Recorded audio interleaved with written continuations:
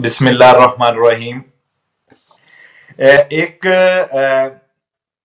दिलचस्प खबर आपसे शेयर करूं। साबिक इंटीरियर मिनिस्टर और नायब वजीर आजम मत्तेओ सल्विनी साहब को कौन नहीं जानता। आप सब उनको जानते हैं क्योंकि माशाल्लाह उन्होंने जो अच्छे काम किए हैं उनकी वजह से वो मशहूर हैं।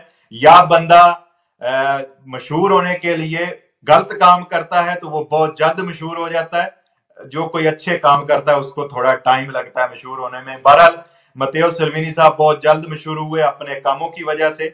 उन पर एक केस था आज कतानिया की अदालत में।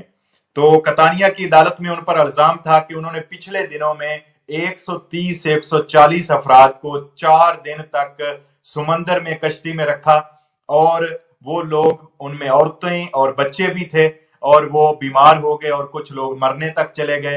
तो उसके बाद ये कश्ती जो है इटली में पहुंची।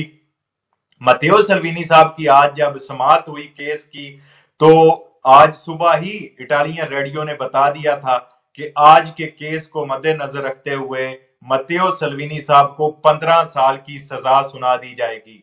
ये इटालियन रेडियो ने आज सुबह, मैंने खुद न्यूज सुनी कि उनको 15 साल के लिए नाअहल कर दिया जाएगा। जो कारनामा उन्होंने अंजाम दिया था गैर मुल्की तारकीन वतन को समंदर में रखकर, तो उसके हवाले से आज समाअत हुई सुबह।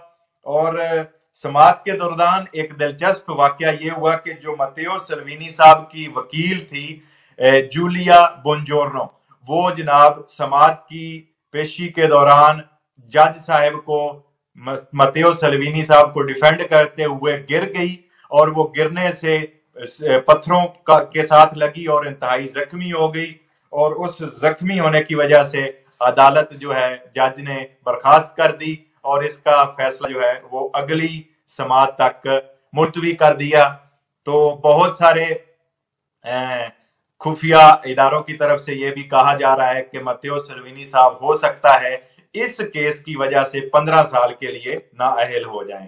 तो ये एक सल्विनी साहब के हवाले से थी खबर। और जूलिया, उनकी जो वकील है, उनको एम्बुलेंस के जरिए हॉस्पिटल में पहुंचा दिया गया। देखते हैं मत्तेओ सल्विनी साहब का क्या फैसला आता है। बेशक अल्लाह ताला जुल्म करने वालों का साथ नहीं देता।